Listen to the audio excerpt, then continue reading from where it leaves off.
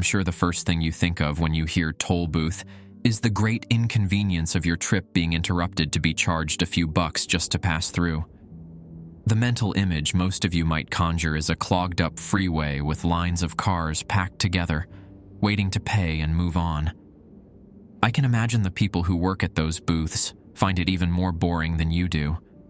The one I work at couldn't be further from the stereotype. The toll booth I operate is situated on a small country road that curves a few times along its path through the woods surrounding it, far away from any bustling highway. The booth itself is more like a little wooden shack with chipped paint and an old sign that reads 25 cents, an amount I don't believe has changed since sometime in the 50s. I guess that's when they decided to stop pretending it was a normal toll booth. Its only accessory is the barrier arm I can flip up or down. The interior is simple, with a single chair and a light on the ceiling, the only light besides the moon for miles. It only has one operator on any given night. Most nights, that's me.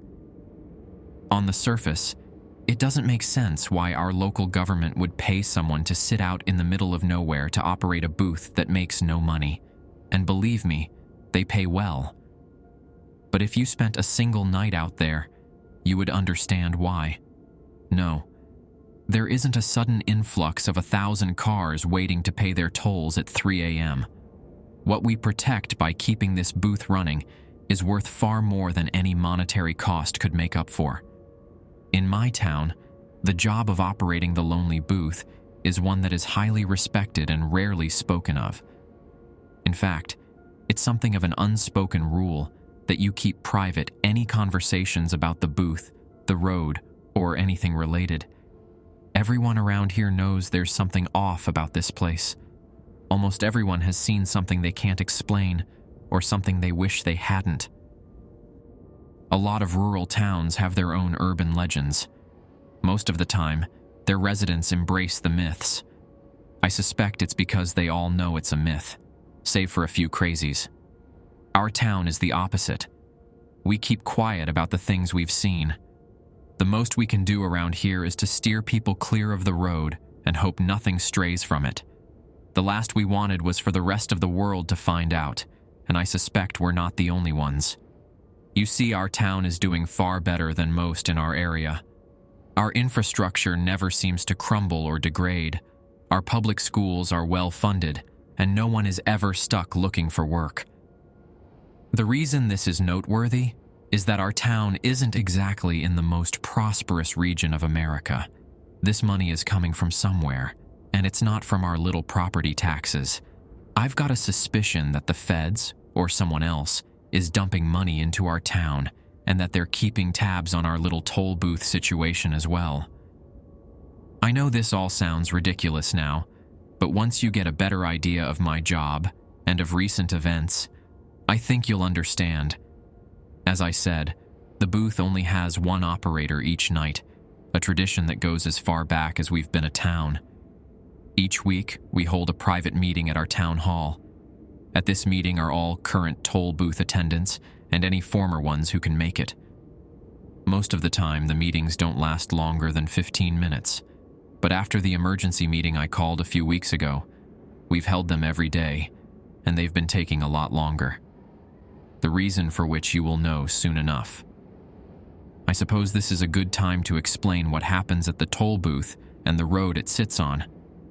You'll need to know my rules. Rule 1. The booth does not need to be attended during the day. Not much happens at the booth when the sun is up, but the attendant for the night, which is usually me, must be at the booth an hour before sunset and stay an hour after sunrise. The attendant for the night is not to leave the booth at any time during their shift, for any reason. Transportation isn't an issue, because either the sheriff or one of the deputies always gives us a ride to the booth at night and a ride back to town in the morning. Rule 2. No cell phone, radio, or other electronic or communication device is allowed while operating the booth at night. The only thing running on electricity that a booth attendant is allowed to have is a flashlight. If you happen to bring a device accidentally, shut it off, store it inside the booth, and pray that it doesn't turn itself back on. Leaving it outside the booth is not an option. Should your device turn itself on inside of the booth, your next best bet is to destroy it. This sounds like a drastic measure, but I've made this mistake before. I lasted about an hour before I couldn't take the screams coming from my phone and stomped it into oblivion. Haven't made the mistake of taking it with me again. I've never been told what the screams and other noises are, but I do know that past attendants have heard the same thing. Rule 3. Rare as they are, cars may approach the gate at any time during the night. A common trait among those who end up on this road at night is confusion. The attendant's job is to decide whether they will be let through or turned away. The driver, along with confusion, may express other emotions. They may be distressed, angry, paranoid, or fearful. Try to calm them down and put their minds at ease as best you can. Once you believe they are ready, you will simply ask them to pay their toll. One of two outcomes will occur. If the driver has no notable reaction, questions you, or hands you a regular quarter, you must leave the barrier arm down and turn them away. Do whatever is necessary to try and make them leave. If they threaten you or attempt to drive through anyway, you can let them know you will be calling the police, even though you have no means of calling them. This scenario is unlikely because no modern navigation system would bring them down this road. All of the locals know not to use it, and it would be unusual for an outsider to learn about it. Though we have, on occasion, had to deal with a few lost travelers, most of the time they are compliant. Get them off the road as soon as possible and direct them towards town where they can get their footing. Above all else, they cannot pass through the gate. However, if you ask them to pay their toll, another outcome is possible, and unfortunately, the most common. They'll come to a sudden realization, as evidenced by their facial expression. It's as if they remember something, slowly reaching into their pocket and pulling out a black coin. They know they'll have to give it to you to pass. Some accept their fate graciously, others cry, but they all follow the road once the barrier arm is lifted. Around the corner, they drive, never to be seen again. In my first months working here, I was confused as to who these people were. I wondered what it was they knew, how they got these coins in the first place, or what the coins were. All I knew was to leave it in the booth to be picked up by the next shift. This was until I happened to be watching the local news one morning after I got home. They talked about a man who was killed in a car accident the night before and showed a picture of his face. A face I had seen only hours before, puzzled and afraid as he asked me where he was and what was going on. When I asked him for his toll, he froze, slowly reached into his coat pocket with a quivering hand, and pulled out a black coin before placing it in mine. He gripped the steering wheel and faced forward, knowing he had to pass through and drive around the corner. He knew where he was going. Sitting in my living room that morning, recounting the events of the last hours, I realized that I was the last person to see that man. He was already dead, just passing through, as were the dozens I had seen before, and the countless more I knew I would see. It was the moment I realized the road was some kind of path to somewhere beyond. As for this rule, I don't believe anyone has ever stopped the dead from passing when their time has come. I don't think anyone ever could. It's something so surreal that in the moment, all you can do is let autopilot take over and continue with your duties as you were told. But as for letting the living through, I'm afraid it has been done before. A few decades back, a visitor from out of town was passing through town. Back then, he didn't have a phone to give him directions, so he had to go off a map. Even with a map, I'm certain he didn't know of the road because it was never put on any map. My best guess is that he happened to see it and figured it could be some sort of a shortcut. When he approached the gate, he was, of course, turned away by the toll booth attendant, but he wasn't taking no for an answer. The man got violent with the attendant, pushing him over and raising the arm himself before driving through. This hadn't happened before, at least as far as any of the past attendants of the booth who were still alive could recollect. No one was sure what would happen next. Back then, they only knew the rules, not the consequences, but they didn't have to wait long to find out. The next night, the same man in the same car rolled up to the booth. When asked for his toll, this time he presented a black coin. He seemed to have lost his memory of the night before, only knowing that he needed to pass through, but not why.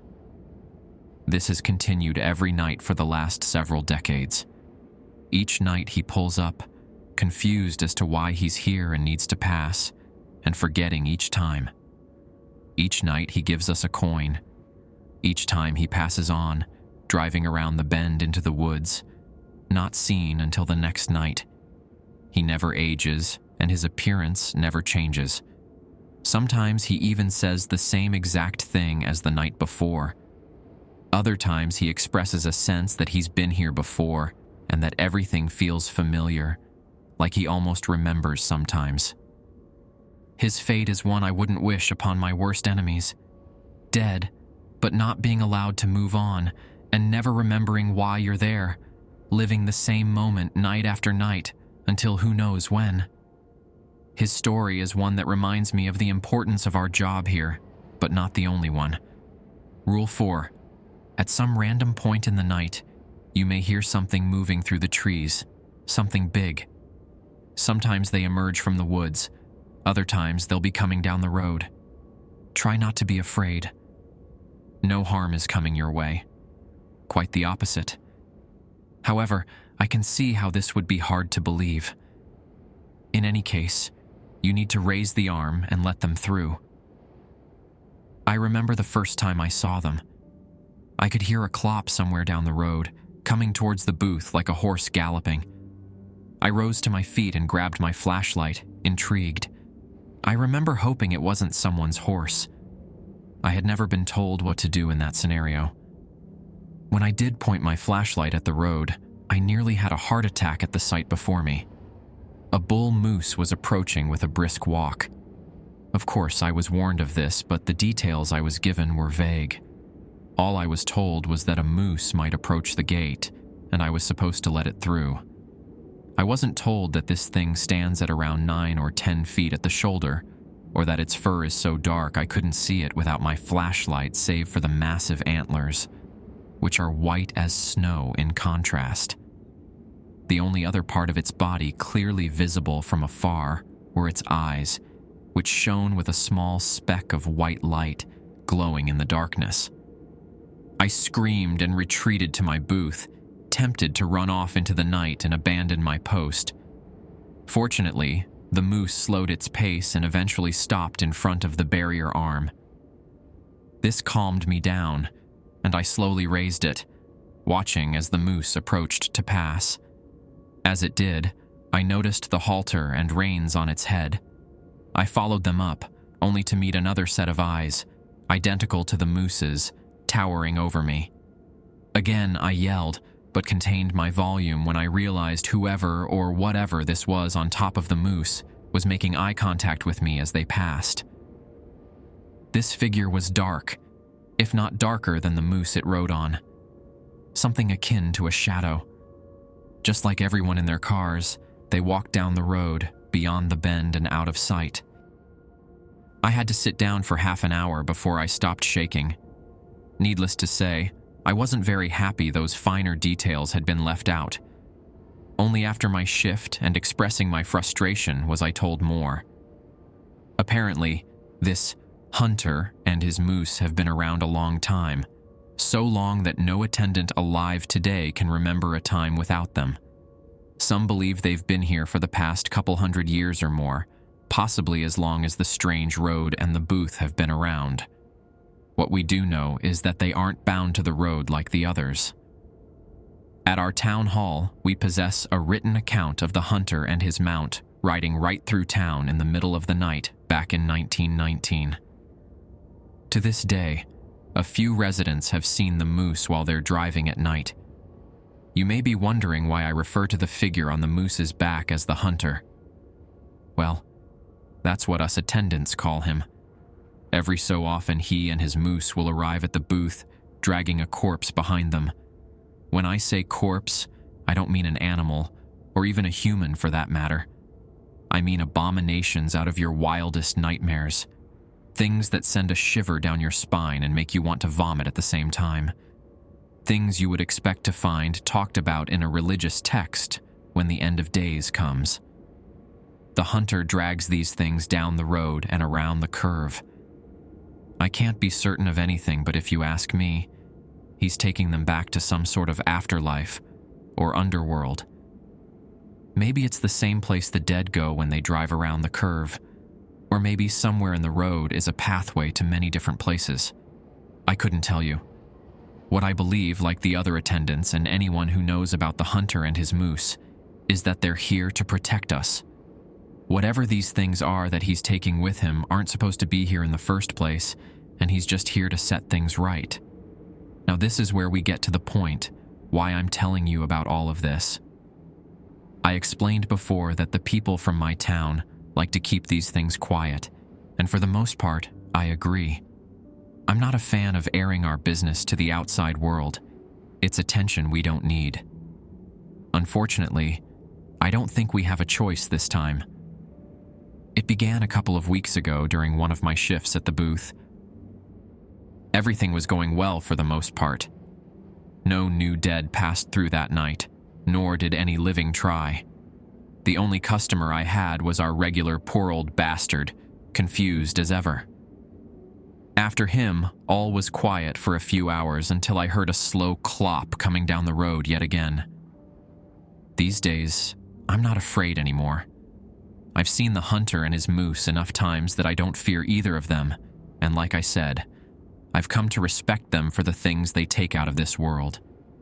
The one thing I often fear is the sight of whatever it is they're dragging out. That night was no exception. They approached the gate and stopped in front of it. Before I moved to raise the barrier arm, I shone my flashlight at the rope being dragged behind, and the dreadful thing attached. The end of the rope was tied in a knot around an enormous pair of cloven hooves. Hooves that belonged to what looked like the lower half of some sort of deer. As I moved up the body with my flashlight, I quickly discovered that this wasn't just some massive buck. The legs may have been reminiscent of one, but the upper body was that of a man. A man in a striped red and blue clown suit.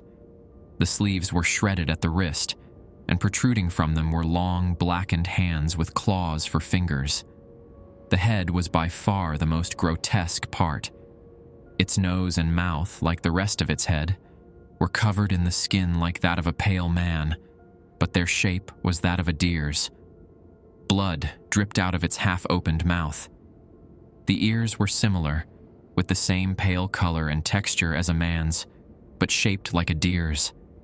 It was like someone took human ears and stretched them out, morphing them to fit the disgusting shape they desired. On top sat a red and blue jester hat and a set of antlers sprouting out above them. I froze for a moment upon seeing the entirety of this beast, but snapped out of it when I reminded myself that I had a job to do, and that I better do it if I didn't want to see this thing any longer. I walked over to the barrier arm and raised it. The moose resumed its trot forward along the road and past the gate. As they passed me, I couldn't help but watch the deer clown monster it was dragging behind. A streak of blood followed on the road behind it. Right before it passed by the booth completely, I lit up its face with my flashlight to get a final look. Its eyelids shot open, revealing the black and brown eyes underneath. Then it opened its mouth and let out a loud, pain-filled bleat before it leaned down and clawed at the knot holding its hooves. In only a few seconds, the ropes were cut and the beast attempted to stand. It didn't get far in its initial attempt, however, because the bull moose in front of it struck its head with a powerful kick. Another splash of blood came from the clown's mouth, along with one of its teeth as it fell back to the ground, seemingly knocked out for a moment. While it recovered, the hunter turned his moose around to face it head-on. I ran from the booth and hid behind a tree to the side of the road, but kept an eye on the fight. Air shot from the moose's nostrils as it began to grunt.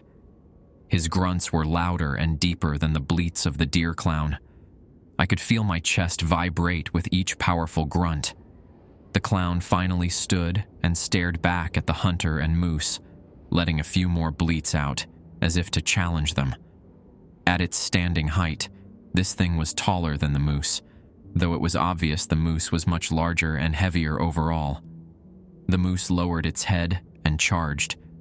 Before it connected, the clown thing attempted to claw at the hunter on its back, but failed. It was picked up off the ground by the moose's antlers and driven through a row of trees that came crashing down on top of it. The moose backed up a step and turned, allowing the hunter to throw a new rope around the clown's head. The moose charged away with the hunter holding the new rope.